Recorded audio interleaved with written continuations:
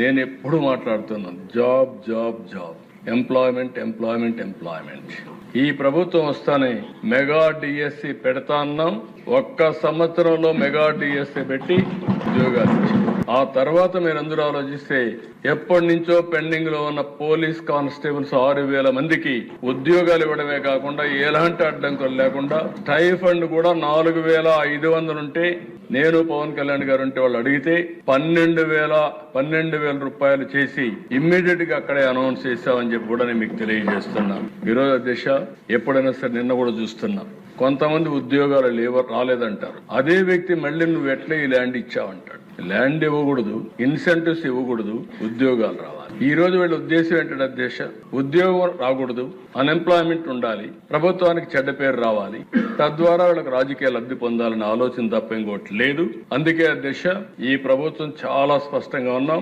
ఒకప్పుడు నేను is of doing business మాట్లాడా, ఇప్పుడు gear March speed of doing business మాట్లాడుతున్నాం. ఇంకొక మాట కూడా ఎస్క్రో అకౌంట్ కూడా తీసుకొస్తానని చెప్పాం. అంటే ఏ పెట్టుబడి పెట్టే వ్యక్తి మన ఆఫీసుకి తిరగాల్సిన పని లేదు. అతను కూడా చేసే పని నీతి నిజాయితీగా చేసుకోగలిగితే అతన్ని పూర్తిగా సహకరించే బాధ్యత మంది. అందుకే ఎస్క్రో అకౌంట్ తీసుకొస్తున్నాం. Is of doing business all clearances record టైంలో క్లియర్ చేస్తాం. ఇంకా సింప్లిఫికేషన్ ప్రొసీజర్ తీసుకొస్తాం.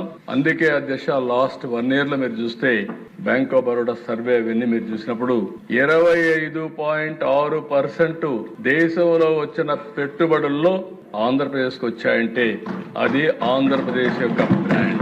5 ఏళ్ల దిశ 1924 ఇక్కడ ఉండేవాళ్ళు పారిపోయారు. అమర్ రాజా లాంటి కంపెనీ, నాకు ఒక కోర్ కమిట్మెంట్ ఉండే కంపెనీ. రామచంద్ర నాయుడు నాకు ఐడియా ఉంది దిశ. అమెరికా నుంచి వస్తానే చిత్తూరులో పుట్టాం, చిత్తూరులో పెట్టాలి అని తిరుపతి కేంద్రంగా తీసుకుని పెట్టి ఆడనే కార్పొరేట్ ఆఫీస్ పెట్టుకునే పరిస్థితికి వచ్చారు. ఆ 5 ఏళ్లు జరిగినటువంటి అరాచకం చూసిన తర్వాత తప్పు చేసేమేమో, మనం కూడా రిస్క్ మిటిగేషన్కి వెళ్ళాలి అని వేరే రాష్ట్రానికి ఇన్వెస్ట్మెంట్ పెట్టే పరిస్థితికి వచ్చారు అధ్యక్ష.